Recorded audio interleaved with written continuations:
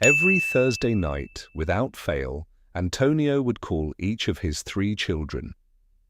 Marcelo, the eldest, never answered. Juliana would hang up on him, and Bruno, when he did pick up, would let out a sigh so deep Antonio could practically feel the weight of his annoyance through the line. "Dad, I'm busy," he'd always say, and the call would end before it even began. For 15 years, ever since Helena, his wife, had passed after a silent battle with cancer, Antonio had clung to this ritual as if it were the last string connecting him to his children. But on that Thursday in August of 2023, as the phone rang in the small 2-bedroom apartment he shared with Marta, his 68-year-old sister, splitting bills and loneliness, the voice on the other end wasn't any of his kids. It was a young woman, formal, almost robotic. "Mr. Antonio Ferreira?" she asked. "I'm with the county's social services. We need to discuss your situation.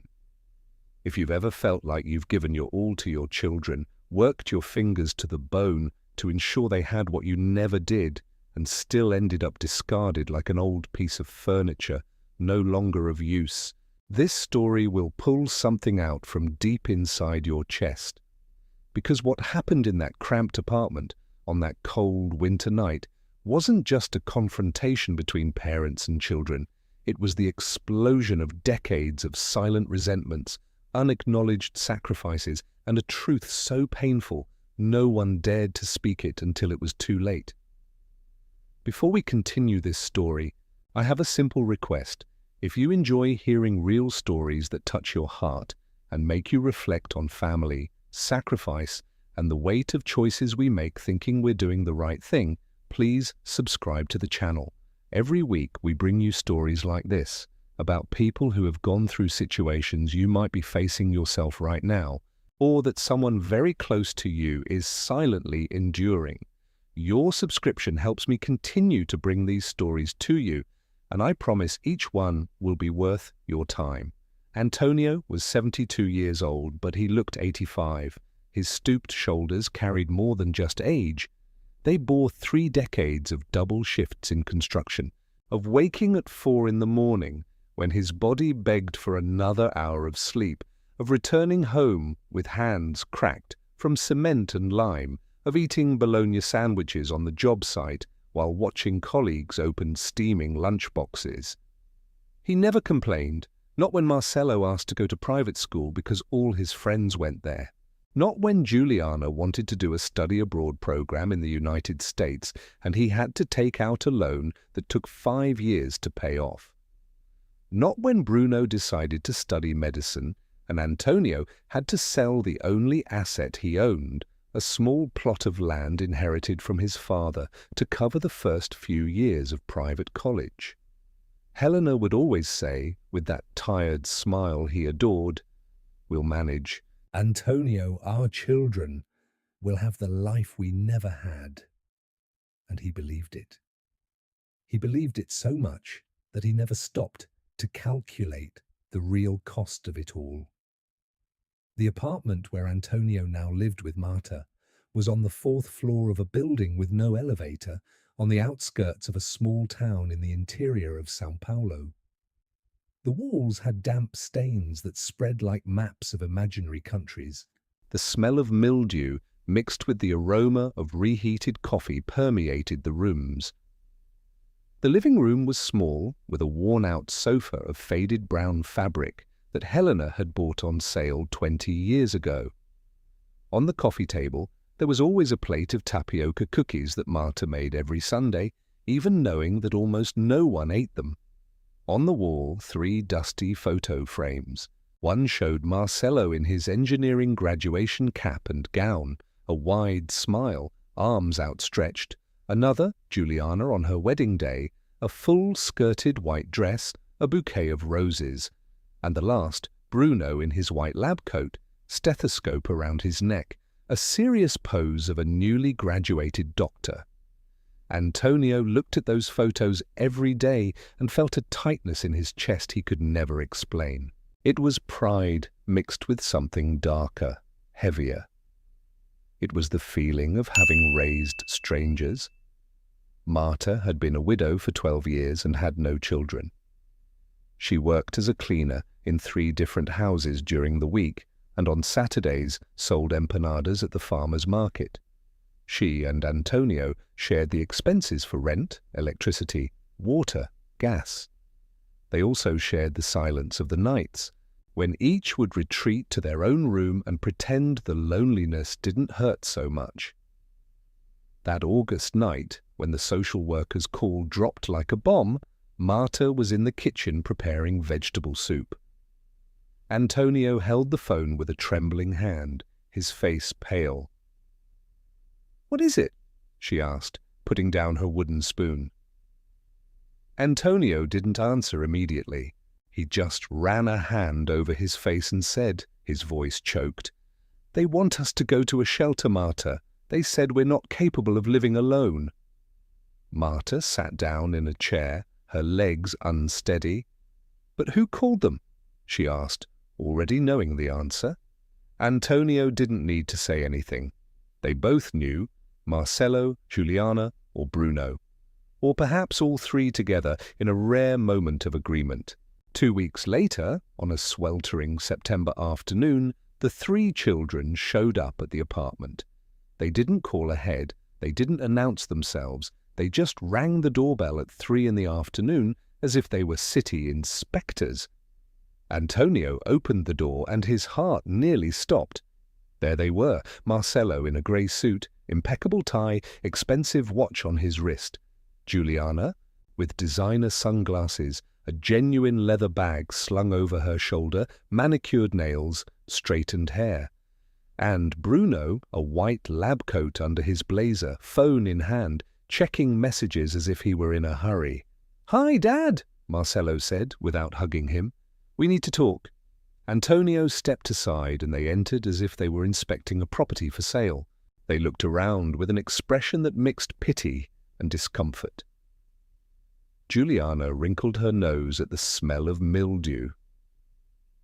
Bruno ran his hand along the damp wall and shook his head. Marcelo sat on the sofa, crossed his legs, and got straight to the point. "Dad, we know you and Aunt Marta are having a tough time here. This place isn't healthy. We've talked, and we've decided it's best for you to go somewhere with proper assistance." Antonio felt the ground disappear from under his feet. "A place?" he repeated, his voice thin. "What place?" Juliana took off her sunglasses and sighed. "Dad, don't make this difficult. We did our research. There's a really good assisted living facility not far from downtown. They have nurses, activities. You'll be safe." Bruno chimed in, not looking up from his phone. "And Aunt Martha can go too if she wants. We'll pay for both their monthly fees." Martha, who had been in the kitchen, appeared in the living room doorway, her eyes welling up. "You want to put your father in a nursing home?" she asked, her voice trembling with indignation.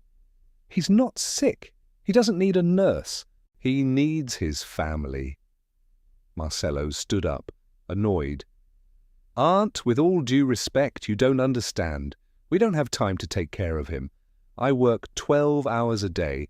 Juliana has 2 young children. Bruno is setting up his practice. We've done the best we could for years, but now we're exhausted. We're tired of footing the bill for you 2. The silence that fell over the room was brutal. Antonio looked at Marcelo as if he were seeing a stranger. "Footing the bill," he repeated, his voice now stronger. "Footing the bill. I never asked you for anything." "Nothing," Juliana retorted, her eyes blazing with contained anger. "Oh, really? What about that money you borrowed last year? And the doctor bills we paid when you had pneumonia? And the rent we helped with these past few months?" Bruno finally looked up from his phone. "Dad, don't you see you've become a burden? We have our own lives, we have bills to pay, kids to raise. We can't keep carrying you on our backs." Antonio felt tears burning his eyes, but refused to let them fall. "A burden?" he said, his voice breaking. You think I'm a burden? Marcello scoffed, impatient. Dad, don't be dramatic. We're offering a solution. You'll be well taken care of. You'll have good food, a clean bed, your medication on time. Here, you're just neglected. Martha couldn't take it any more. Neglected, I'm here. I take care of him, and he takes care of me. We manage, we work, we live with dignity. Juliana rolled her eyes. Aunt, please, look at this place. Look at this dampness, this mold. My husband is a doctor, he said. This is going to ruin my father's health. Antonio finally exploded. You want to talk about health? Where were you when your mother was dying in the hospital?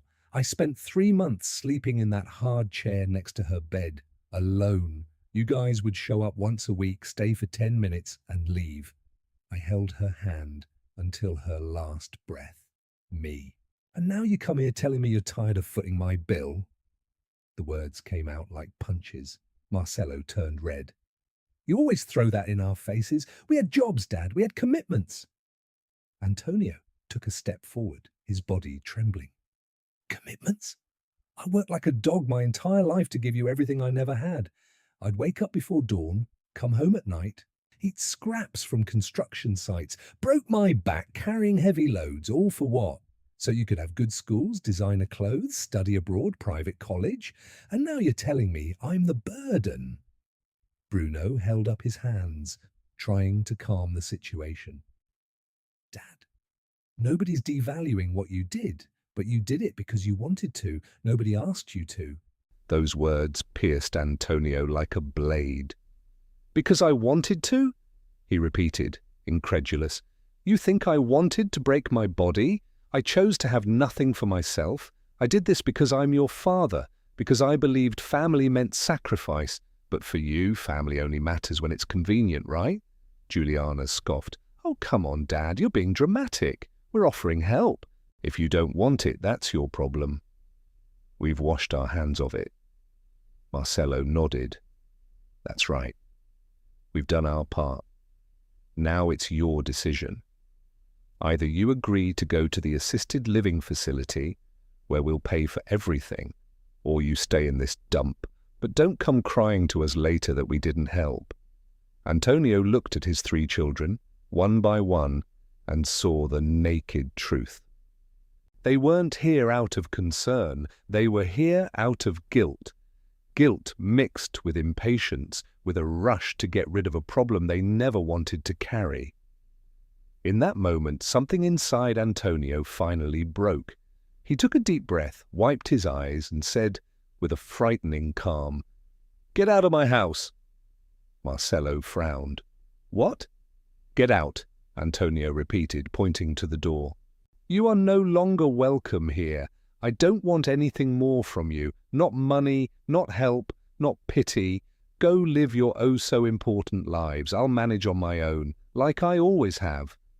Juliana let out a dry laugh.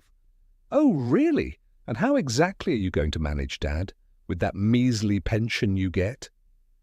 Antonio took another step forward, his face inches from hers. "I'll manage. I've always managed. And you'll have to live with the knowledge that you abandoned your own father. Now get out. Get out of my house." Bruno tried to argue, but Martha was already opening the door. "You heard him. Get out." The 3 children exchanged glances, undecided, but the look on Antonio's face left no room for discussion. Marcello was the first to leave, his steps heavy. Juliana followed him, hitting the door with her purse in anger. Bruno paused at the threshold, looked at his father, and murmured, "One day you'll need us." Antonio replied, his voice as cold as ice, "I already did. When your mother was dying, and you weren't there." The door closed. Silence returned. Antonio collapsed onto the worn-out sofa and covered his face with his hands. Martha sat beside him and held his trembling hand. "You did the right thing, brother," she said, her voice choked. "You did the right thing." But Antonio wasn't sure, because even after everything, even after the cruel words, even after the humiliation, A part of him still hoped his children would come back, that they would knock on the door, apologize, say they were wrong, but they didn't come back. Not that night, not the following week, not the following month. The phone stopped ringing on Thursdays.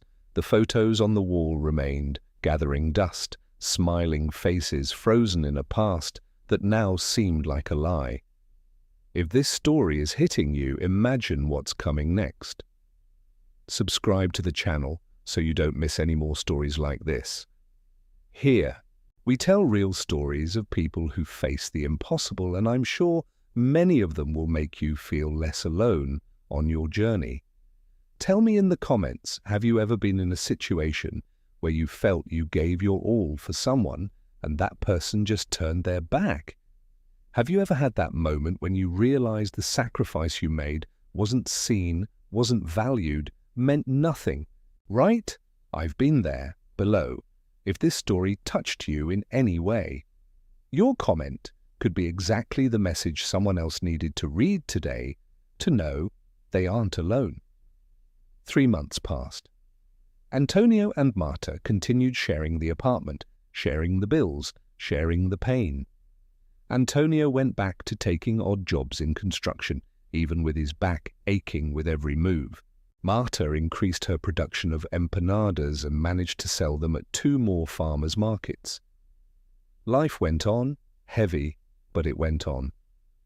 Until one December morning, a Friday, Antonio received a call that made his heart nearly stop. It was Marcelo. His son's voice, for the first time in months, sounded different, trembling, broken. "Dad," he said, "I need to talk to you. In person. Please." Antonio hesitated. Every fiber of his being screamed at him to hang up the phone. But something in Marcelo's voice, something he couldn't quite place, stopped him. "What happened?" he asked curtly. Marcelo took a deep breath on the other end of the line. I lost my job, Dad. I was fired. And the company where I invested all my savings went bankrupt. I'm broke." Antonio closed his eyes. He felt a whirlwind of emotions, anger, sadness, and, to his own surprise, a pang of concern. "And why are you calling me?" he asked, trying to keep his voice steady. Because I have no one else, Dad," Marcelo said. And for the first time in decades, Antonio heard his son cry. "My friend's vanished. My wife. She's thinking of leaving me. I lost everything, and I realized that the only person who never abandoned me was you, and I abandoned you. I treated you like trash. Marcelo's voice completely broke. Antonio gripped the phone tightly, his knuckles turning white. "What do you want from me, Marcelo?" he asked, his voice coming out harsher than he intended. "Money? Because if that's it, I don't have it." "No, Dad," Marcelo replied between sobs.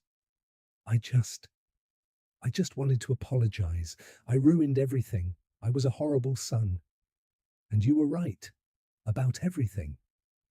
Antonio hung up the phone without replying. He stood frozen in the middle of the living room, the phone still in his hand, his heart pounding erratically. Marta appeared in the kitchen doorway. "Who was it?" she asked. "Marcelo," Antonio replied, his voice distant. "He lost everything. He's apologizing." Marta crossed her arms. "And are you going to forgive him?" Antonio didn't know. In the following days, Juliana also called. She had found out her husband was having an affair with a co-worker. She was devastated, alone, lost. And Bruno, the successful doctor, called right after. The clinic he was setting up didn't work out. He was in debt, desperate, with no one to turn to.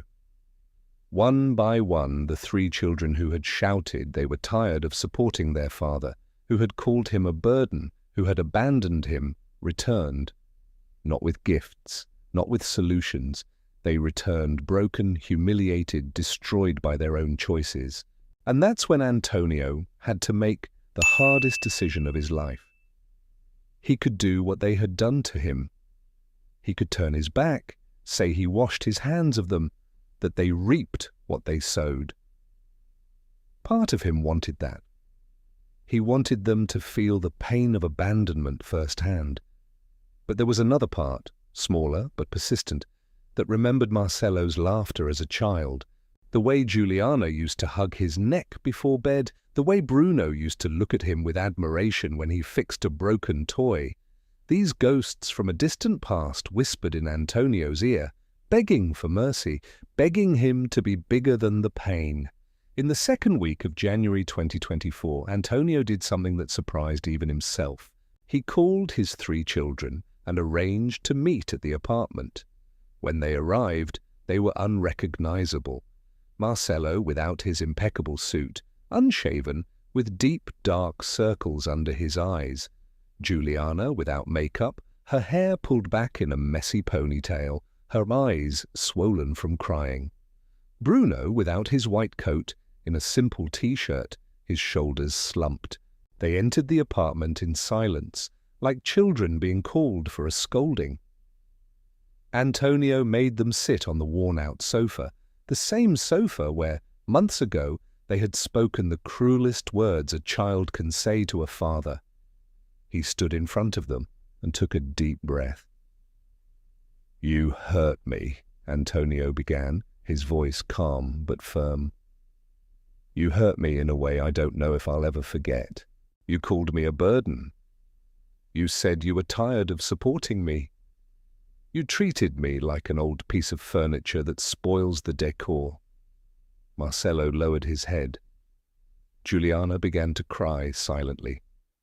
Bruno closed his eyes. Antonio continued, "But I realized something. I spent my entire life believing that being a father meant giving everything, sacrificing everything, annihilating myself completely so you could be happy. And I did that. I did it with an open heart, expecting nothing in return. But you grew up thinking you deserved all of it, that it was my obligation, that I was there to serve. And when I no longer served, when I became what you considered a burden, you discarded me." Juliana sobbed louder. "Dad, I'm so sorry. I'm so sorry." Antonio raised his hand, asking for silence. "Let me finish. I could do to you exactly what you did to me. I could say I washed my hands of you, that you're on your own, that you reap what you sow, and you would deserve it. But I'm not going to do that."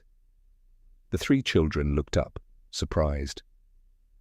"I'm not going to do that," Antonio repeated, "because I am your father. And being a father isn't a job you quit when it gets difficult. But things are going to change. I will no longer annihilate myself for you. I will no longer accept being treated as a burden. If you want to be a part of my life again, it will be on my terms. With respect, with presence, with effort. It's not just showing up when everything is bad. It's being here when everything is normal too.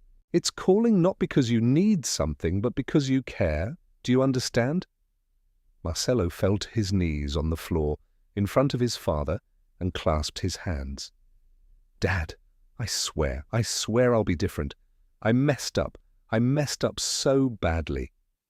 Juliana stood up and hugged Antonio around the waist, her body shaking with sobs. "I'm sorry, Dad. I'm sorry for everything." Bruno approached, tears streaming down his face. "I don't deserve you, Dad, but I'll spend the rest of my life trying to be the son you should have had from the start." Antonio felt his own tears finally escape.